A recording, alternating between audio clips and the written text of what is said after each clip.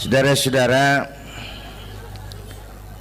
sekarang ini banyak orang bisa memberi contoh, tapi sedikit orang bisa menjadi contoh.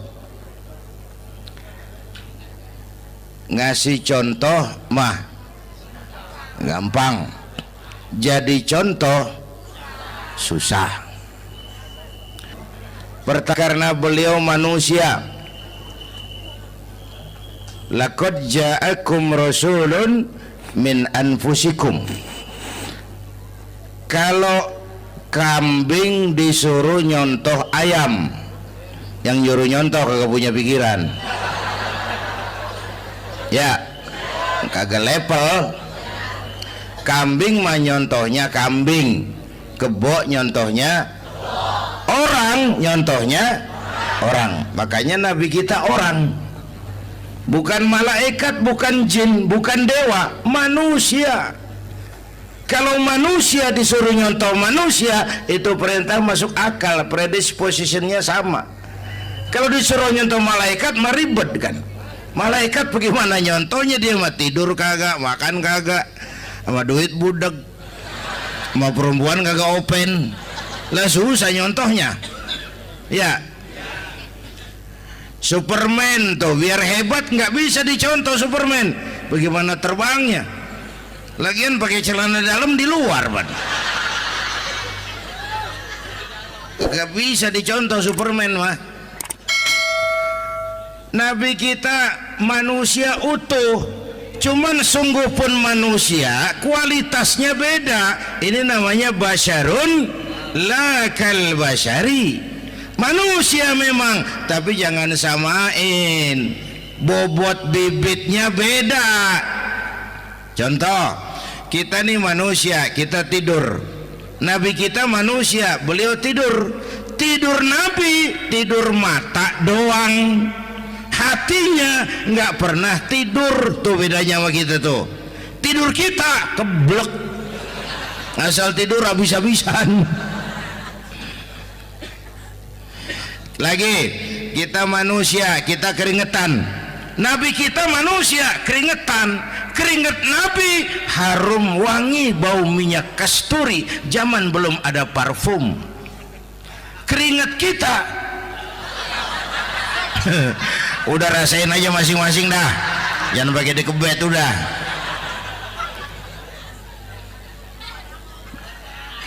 Contoh lagi, kita nih manusia nih, kita beludah nggak?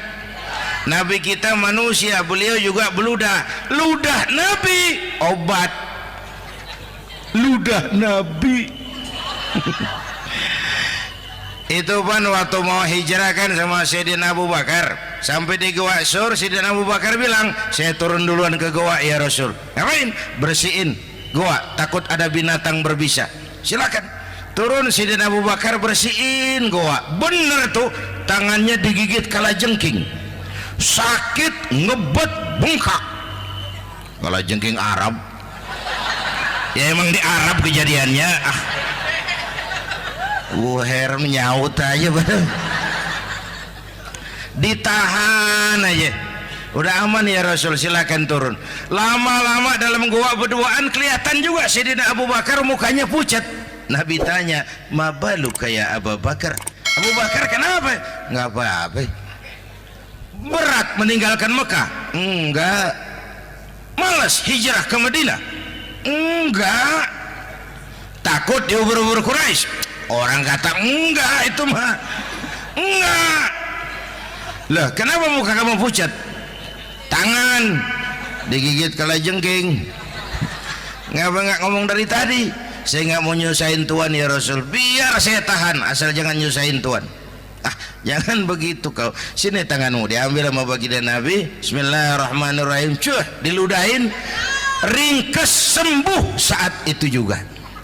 Ludah Nabi. Pengen tahu kita yang ludahin, bengkak campur koreng.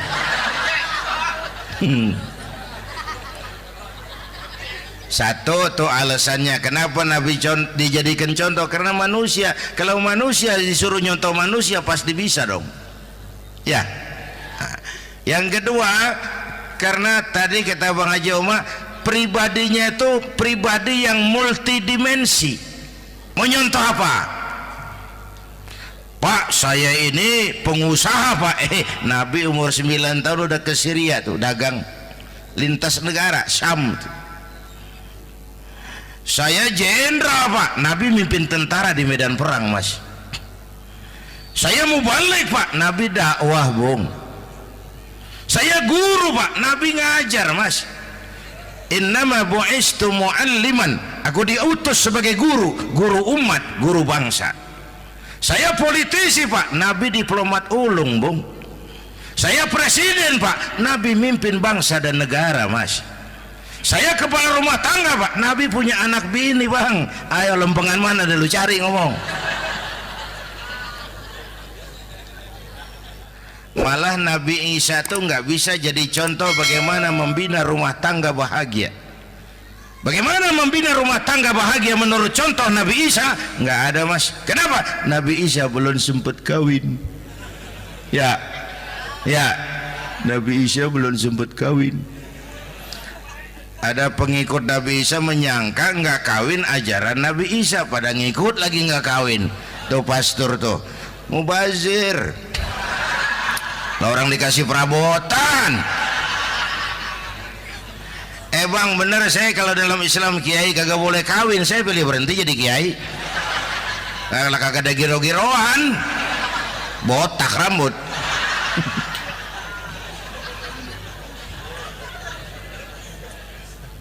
Makanya Bang Haji Oma cerita poligami saya girang banget tadi. Bukan yang ngomong ahlinya soalnya.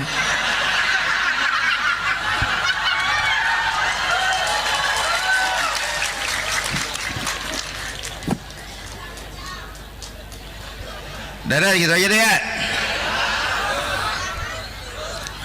Nah, kata Imam Busair nih yang dahsyat, ka'annahu wa huwa fardun fi jalalatihi fi askarin hina talqahu wa fi hasham. Sepertinya kehebatan Rasulullah itu sama, baik sendiri maupun di tengah tentara. Artinya begini, orang hebat banyak, tapi yang hebat di mana-mana susah nyarinya.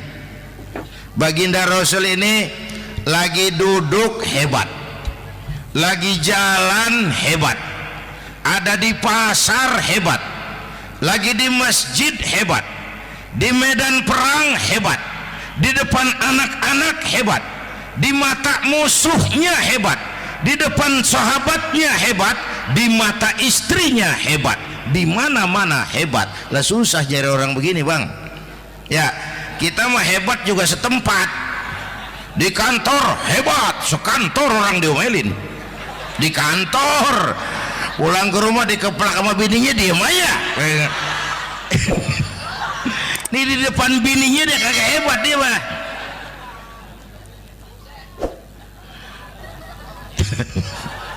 Oke, lalu kalau begitu soalnya apa yang mau kita contoh? Saya sampaikan 3 aja. Pertama, Nabi kita ini tokoh yang sejak kecil udah ditempa kesusahan. Bu, tadi kata Bang Haji, Islam mengangkat derajat kaum perempuan karena perempuan banyak melahirkan orang besar. Lihat Sayyidah Aminah, ibunda baginda Nabi, melahirkan anak pertama tanpa didampingi suami. Meninggal suaminya, sedih hatinya, remuk perasaannya, tapi tegar jiwanya. Dilahirkannya bayi bernama Muhammad, diasuhnya penuh kasih sayang, diantarnya menjadi orang besar dan memang dibesarkan oleh Allah. Itu contoh tuh Bu. Bilangin anak-anak tong, bocah, Nabi ngangon kambing tong, sekolah tong, jadi orang gede. Baba lu tibang tamat SD, lu sarjana lu. Baba lu cuman jadi RT, lu jadi camat lu. Biarin malu baba lu, pala jadi kaki, kaki jadi pala, asal lu terus sekolah. Bu, anak sekolahin, gelang doang digedein lu. Nih kan kita Betawi nih pendidikan ngentengin banget kotaan. Udah dong, jangan tinggi-tinggi sekolah udah. Ngapa mak? Baba lu kagak sekolah hidup noh. Hidup dong, pun jamu monyet juga hidup. Bu, anak sekolahin.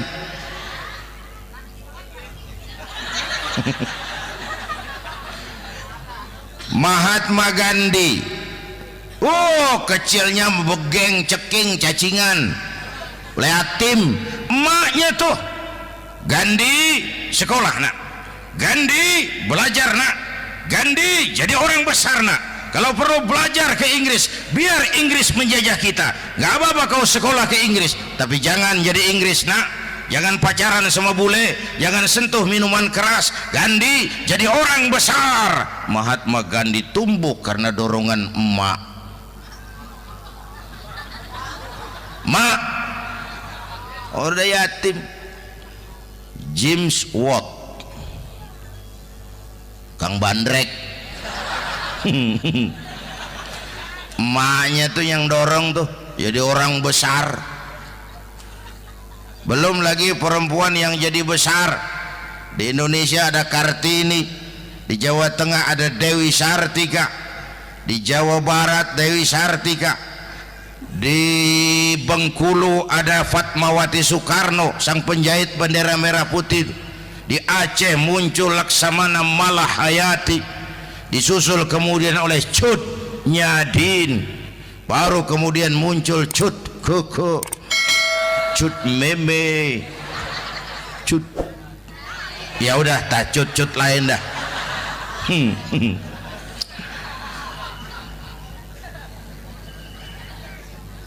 Nabi ke remajanya nggak dikolokin, tegar, tahan bantingan, nggak cengeng. Begini bang, kalau bahasa kita nih, bahasa Betawi nih, orang mah bang kalau udah biasa susah ketemu susah nggak kaget udah. Ya kita Betawi kan masuk udah nukangin. Susah mulu. Saya santri nih biasa makan kangkung, datang ke rumah temen dikasih kangkung, makanan gue ini mat, dikasih daging ayam lah nambah, emang apa? Orang mah kalau biasa susah enak nggak kagetan.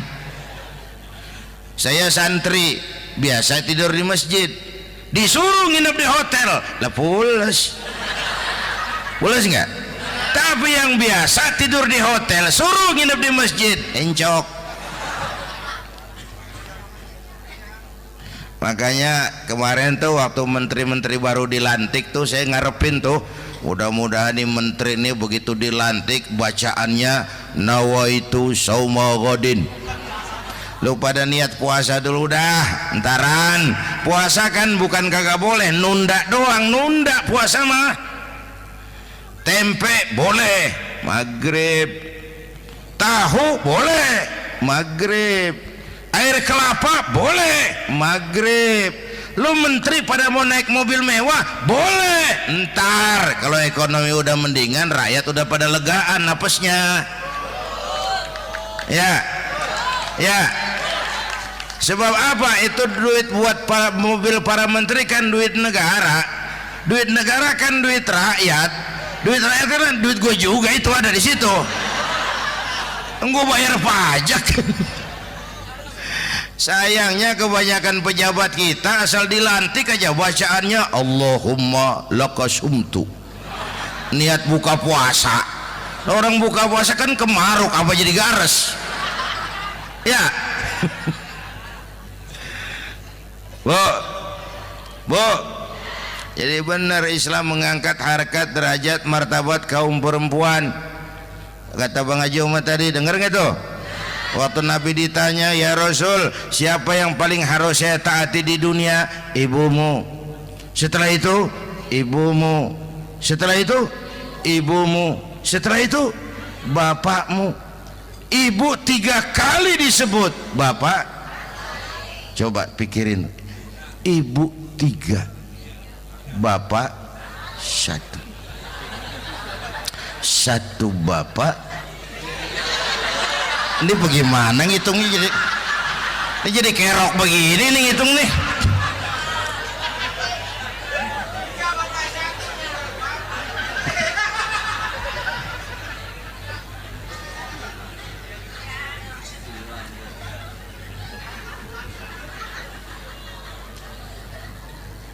Jangan takut ngadepin susah. Hidup nih keras, kerja keras, perseringat banting tulang. Ya Bu. Satu. Yang kedua, contoh dari Nabi, orang yang paling bersih hatinya Rasulullah, orang yang paling baik akhlaknya Rasulullah, orang yang bahkan sudah dapat jaminan ampun dari segala dosa Rasulullah. Tapi orang yang kalau sholat malam sampai bengkak kakinya karena rajin sujud Rasulullah. Aspek ibadah. Apaan? Hei, diam-diam giliran gue ini ngomong.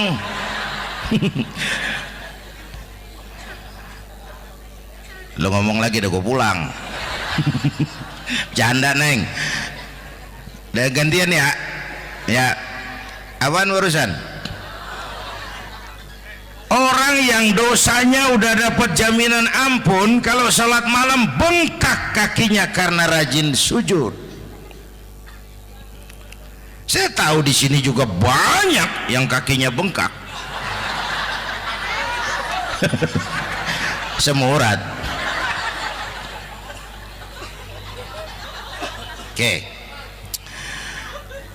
Kira-kira 3 minggu yang lalu saya menghadiri haul akbar Syekh Maulana Malik Ibrahim di Gresik, haul ke-609. Dari situ saya ke Surabaya ikut zikir sama keluarga besar Tarbiyatul Qulub. Waktu zikir saya terkejut, ada kalimat yang dibaca ratusan kali menyentak perasaan saya. Kalimatnya sederhana, kita hafalah, yaitu kalimat ana Abdullah. Dibaca ratusan kali, ana Abdullah, ana Abdullah, ana Abdullah, ana Abdullah. Buat saya itu menyentak karena memperteguh komitmen, saya hamba Allah, saya hamba Allah. Ah, itu mah Pak Zainuddin kan biasa, itu mah kita semua juga hamba Allah. Betul. Ayo kita bikin luar biasa. Saya mau tanya, Bapak Ibu hamba Allah apa bukan? 3 orang. Ibu hamba Allah apa bukan? Hamba Allah. Kata siapa? Nah, kata ibu sendiri. Kalau kata sendiri, pan namanya pan ngaku. Ya, orang ngaku mah boleh dong, tiba ngaku, namanya juga ngaku. Cuman diakuin apa enggak, kita pan belum tahu. Ngaku mah murah, diakuin mahal. Ya, yang gampang dah. Ibu kenal sama Presiden SBY? Kenal. Presiden SBY kenal sama ibu? Lo ngaku, lo ngaku.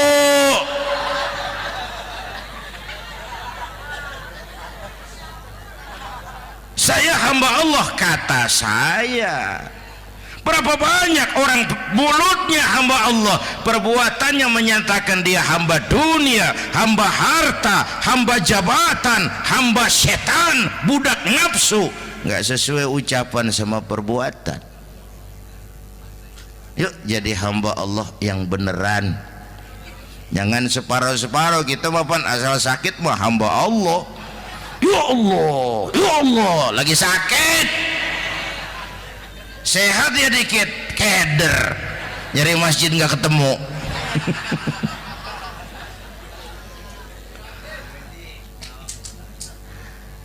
Apalagi kata Bang Haji tadi nih, kita nih kan zaman entertain nih, orang pada pinter bikin bungkusan sekarang Bang.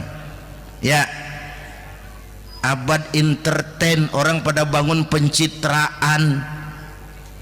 Tadi itu kiai sama dukun tipis bedanya. Dukun pada pasang iklan sekarang, ketik reg. Waduh, sampean lahir hari Selasa, nggak cocok di air, ono di hutan sono. Larang udah dagang es jadi berhenti, nggak cocok di air.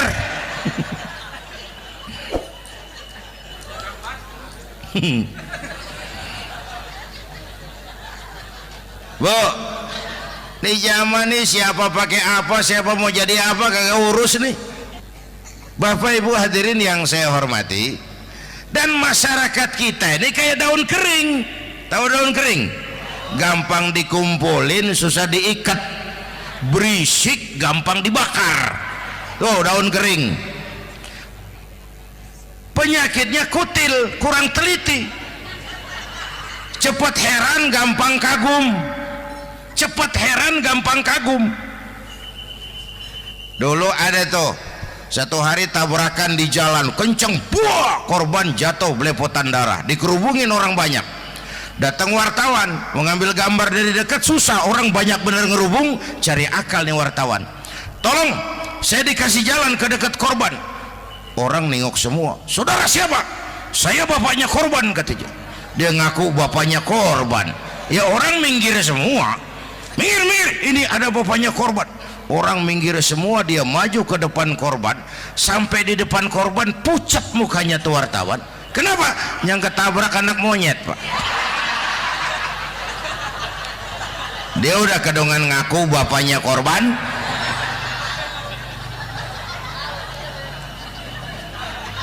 Bu, ini cerita pendek tapi pesannya lumayan nih.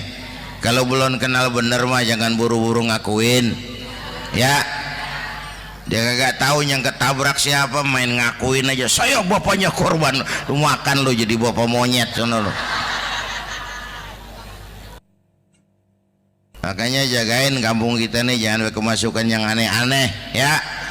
Nabi palsu, aliran aneh, ya ini bid'ah, itu bid'ah kuno yang kayak begitu. Capek kita ngurusin begitu, udah kelewatan, ya. Yang tahlil mah terusin, yang kagak suka nggak apa-apa, cuman jangan ngomelin yang tahlil. Orang tahlil juga pakai dalil. Yang mabok masih banyak, yang tahlil diomelin. Kita nih kayak kurang kerjaan, akhirnya rame turu-turu kita. Padahal yang harus kita kembangkan kan rukun antar umat seagama, rukun antar umat beragama, rukun antar umat beragama dengan pemerintah, kata Bang Haji Omar tadi. Rukun antar umat seagama, turu-turu kita muslim nih kudu rukun. Beda pendapat boleh, marahan jangan, ya. Ya, tangan kanan sama tangan kiri juga beda, cuman rukun. Asal kiri gatal nih, kanan kagak diundang, dia boleh datang aja nggak rukin. Nggak ada kiri gatal kanan ngomel, lu garuk aja sendiri. Nggak, dia mah akur, ya Bu.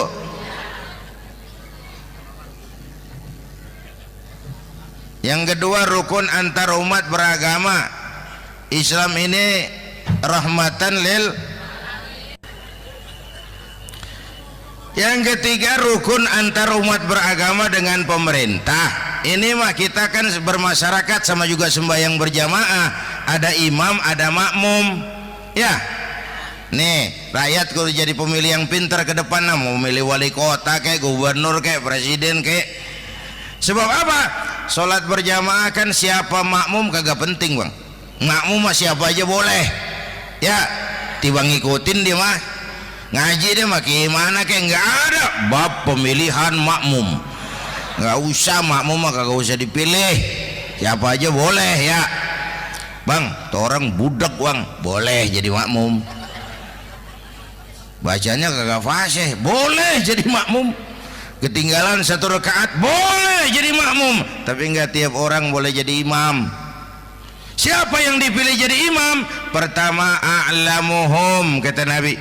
Orang yang paling alim di kampungmu siapa? Angkat jadi imam. Yang paling alim, bukan yang paling tua. Tua juga kalau kejemur kisut. Dulu tuh Nabi Adam waktu diangkat jadi khalifah kan bekalnya apa? Wa 'allama Adam al-asma'a kullaha. Al-asma' ay al-ulumul katsirah. Dulu zaman Fir'aun perang sihir sama Musa, sekarang perang visi dan misi. Punya ilmu, Bu, ngerti urusan dari tetek sampai bengeknya. Kalau ngikutin imam yang alim pan enak, bisa dipertanggungjawabkan. Hati-hati milih pemimpin, maksudnya bu jangan terjebak oleh penampilan. Emas pasti kuning, bener? Apa semua yang kuning pasti emas? Udah paham dulu. Ustadz, kenapa? Di kampung saya ada 2 orang alimnya sama. Yang mana yang jadi imam? Afsahuhum, yang lebih fasih lidahnya. Yang satu alim pelok, yang satu alim kagak pelok. Nah, yang kagak pelok suruh jadi imam. Kenapa? Nggak sah orang fasih bermakmum kepada imam pelok. Ustadz, imam pelok, makmum pelok semua. Sah. Namanya kampung pelok, biarin. Susah diurusin udah itu. Apa sih artinya fasih? Yang enak deh, nyambung. Pegel kalau punya pemimpin kagak nyambung sama rakyat. Ya, rakyat mau yang ngidul deh ngalor, rakyat mau yang ngulon deh ngetan. Lah kan capek rakyat, kagak nyambung. Makanya kalau jadi imam pesan Nabi, idza amma ahadukumun nas falyukhaffif. Kalau kamu jadi imam, ringankan sholat kamu. Itu makmum gak sama kekuatannya. Jangan panjang-panjang kalau jadi imam, kudu tahu keadaan makmum. Tuh makmum ada yang udah tua rentak, diri aja udah gemeter. Ada yang punya darah tinggi, kalau sujud kelamaan palanya ngebet. Ada yang udah janji tuh makmum habis sembahyang mau terima duit. Kalau imam kelamaan, kalau saudan makmum. Ya, nyambung. Jangan udah diangkat jadi imam seenaknya dewe. Sholat isya berjamaah, rakaat pertama selesai Fatihah Yasin. Makmum ikut mengikut, cuman bari ngancem. Besok gua tawiatin balik lagi udah. Kagak nyambung. Kalau nggak nyambung tuh capek, bu. Jangan tersenyum kepada orang buta, jangan berbisik kepada orang tuli. Kagak nyambung. Orang buta diajak senyum, bagus sih maksudnya, cuman kan rada mubazir. Orang kagak paham. Cari pemimpin yang nyambung. Kalau memang masyarakatnya suka tahlil, cari pemimpin yang suka tahlil. Rakyatnya suka maulid, cari pemimpin yang suka maulid, supaya nyambung, kagak pegel kita.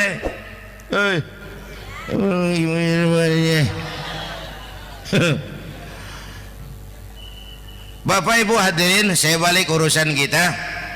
Nyontoh Nabi ibadahnya luar biasa. Bu, kita ini perlu Allah. Kita ini perlu Allah. Semua kita perantau di bumi Allah ini. Perantau pasti pulang.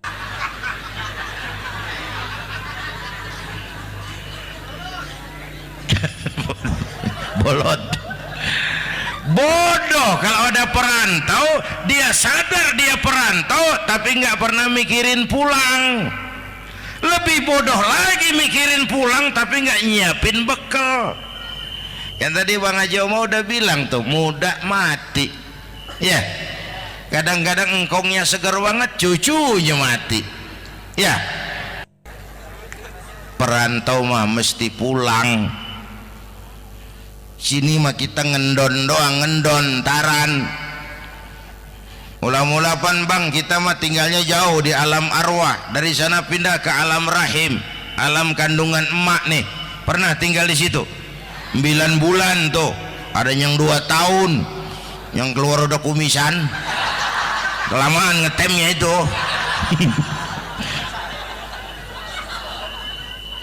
Dari sisi ini mau pantas ibumu, bapakmu, karena alam rahim, fisik dan psikis emak lebih capek dari kita bapak. Kita mah orang laki mah, kita mah pan investor gitu mah, nanam modal doang. Yang ngolah pabrik kan emak tuh, ya mak. Pabrik. Anak-anakku remaja, pemuda yang hadir, masya Allah, emakmu, emakku, emak kita semua nih, dari mulai ngidamin kita udah kita seksa nih mana. Dari mulai ngidamin kita udah kita seksa emak nih, muntah nggak urus. Mending ada yang dikeluarin mah enak, lega. Ini kagak ada apa-apanya. Bener mak. Yang dipengenin yang kagak musim, lah kan setengah mati lagi urusan. Tengah malam pengen megang pala kereta, lu jorok bener lu, gue heran.